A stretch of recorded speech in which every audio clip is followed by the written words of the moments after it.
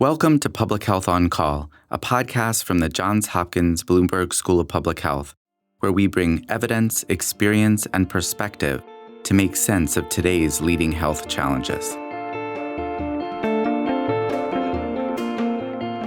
If you have questions or ideas for us, please send an email to publichealthquestion@jhu.edu. That's publichealthquestion@jhu.edu for future podcast episodes.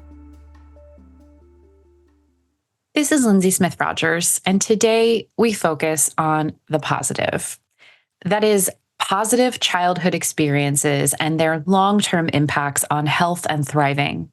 Dr. Melissa Walls, co-director of the Center for Indigenous Health and a member of the Bois Forte and Couchiching First Nation bands, joins me to talk about her research on benevolent childhood experiences in Indigenous communities and why it's so important to celebrate the inherent strengths of individuals, their families, and culture. Let's listen. Melissa Walls, thank you so much for coming back on Public Health on Call. How are you? I'm doing well. Thanks for having me. So first, could you tell us a little bit about your work?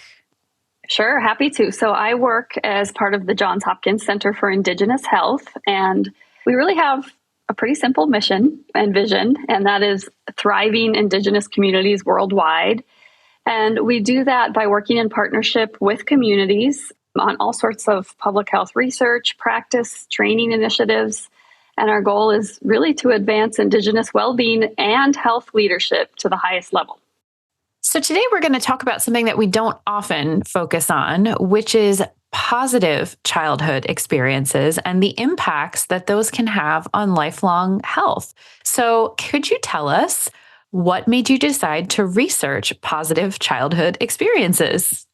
Absolutely. To start on that journey, I think I need to center negative childhood experiences, which many listeners will know about. These are often called ACEs, or adverse childhood experiences. And in a nutshell, we know that these potentially traumatic experiences early in our life before the age of 18, these are linked up to all sorts of problem health outcomes over the life course. And there's infamous studies done on this topic, and our team studies ACEs as well.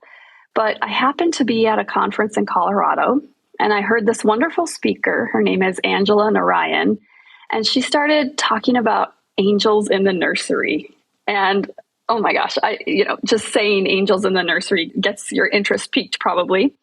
And she introduced me to this idea called benevolent childhood experiences, which is part of a broader positive childhood experience movement, and was talking about how this is used in psychotherapy and how she had developed a measure for these BCEs. And simultaneously, I had been leading what is now a 12-wave longitudinal study with Indigenous families. And I brought this BCE idea back to our team, and everyone was really excited to give it a shot. So we included that measure in our study.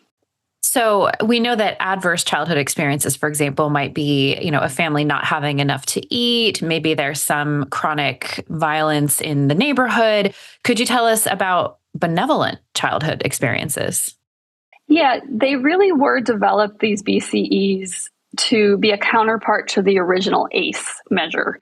And so there were originally 10 items, things like in those early formative years, did you feel like you were able to talk to someone in your family? Did you have support from friends? Did you feel a sense of belonging at school? So, kind of these broad, positive early childhood experience topics. And these items are correlated with well-being over the life course. And in our team, we've really been working on culturally adapting the measure.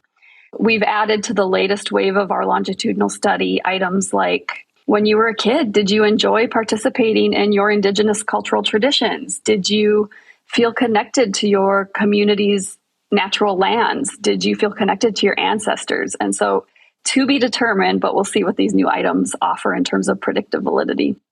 And what have you seen from your other research with these positive childhood experiences?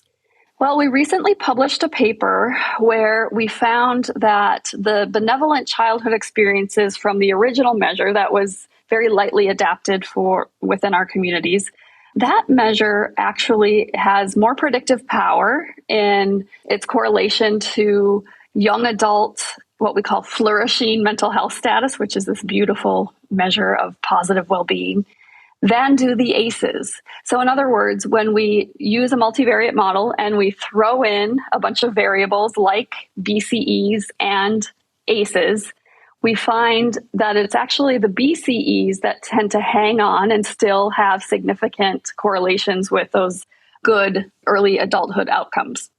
And I want to ask you just to explain a little bit about what it means to actually have a flourishing, thriving mental health as an adolescent. What does that look like?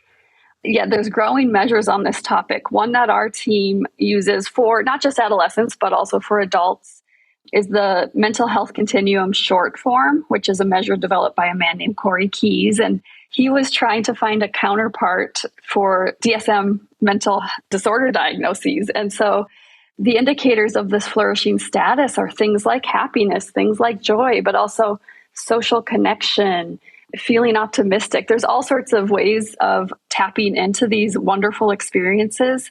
And I think more importantly than the measures is the impact that looking at some of these positive outcomes and predictors has within our own research team and within our own bodies. For example, I always say when I walk into a conference or walk into a room and talk about ACEs for an hour, it's heavy, it's important stuff, and we have to pay attention to it. But when I can also balance that with a story of strength, a story of what we call survivance, a story of flourishing, of BCEs, the energy in the room just totally shifts and lifts. And so I just think research can be such a powerful tool for narrative shifting. And these strengths-based approaches that Indigenous communities really prioritize are a part of that story. And when we talk about ACEs often, especially in research, we're looking at, what causes them, what are the impacts they have down the road, what are some of the structural things that lead to, certain people being more at risk of ACEs than others. Do you also have that mindset when you're talking about benevolent childhood experiences? Like, how do we create more of these? How do we foster environments for more opportunities to have these? Absolutely. So we can take a reduce the risk factor approach, which we should, and we want to not have folks suffering and being exposed to these ACEs for all the reasons you mentioned. But we can also think about, okay, what might predict or what sort of community conditions or what sort of environmental conditions might create more exposure to these wonderful positive childhood experiences. And that's actually part of our next research questions to be answered. So maybe I could come back later and talk about it. But what I really suspect is that families and communities who are being effective in cultural revitalization efforts, that these confer these positive childhood experiences. We see that in other ways in the data. And I hope that that's what we'll find out with our next sets of analyses. Your research is with Indigenous families and communities. Can you tell us a little bit about why that context is so important, especially here?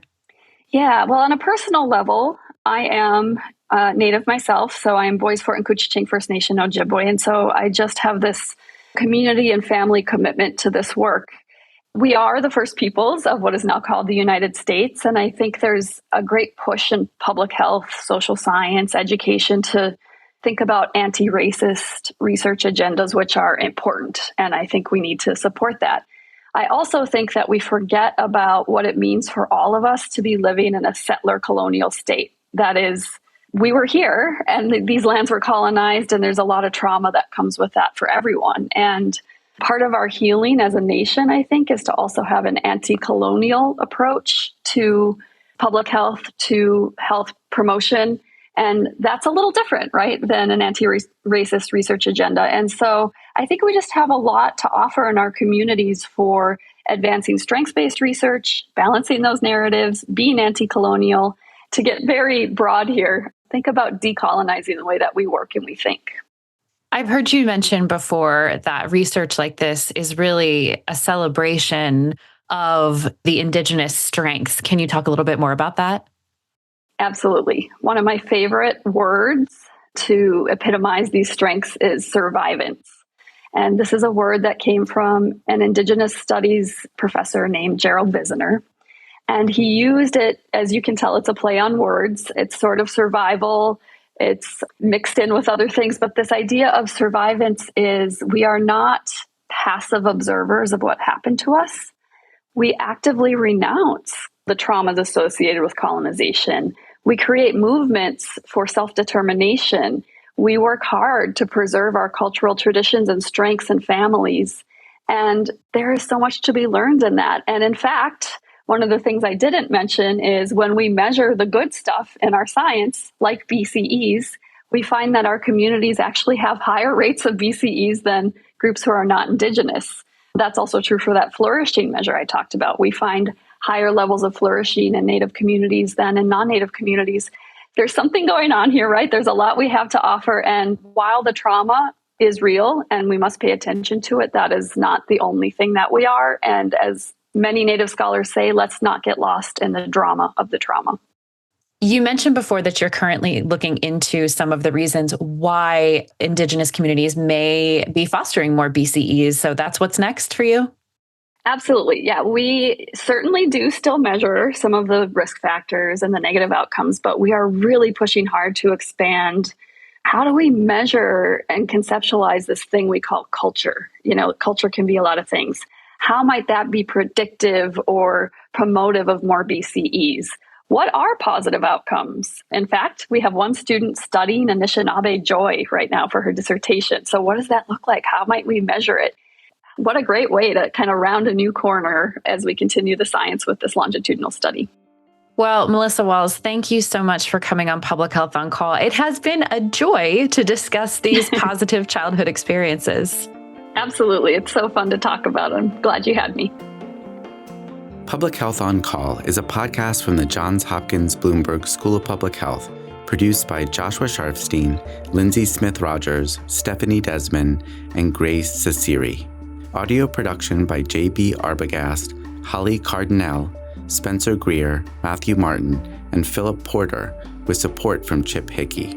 Distribution by Nick Moran. Production support from Catherine Ricardo. Social media run by Grace Ceciri and Eliza Rosen. If you have questions or ideas for us, please send an email to publichealthquestion@jhu.edu. That's publichealthquestion@jhu.edu for future podcast episodes. Thank you for listening.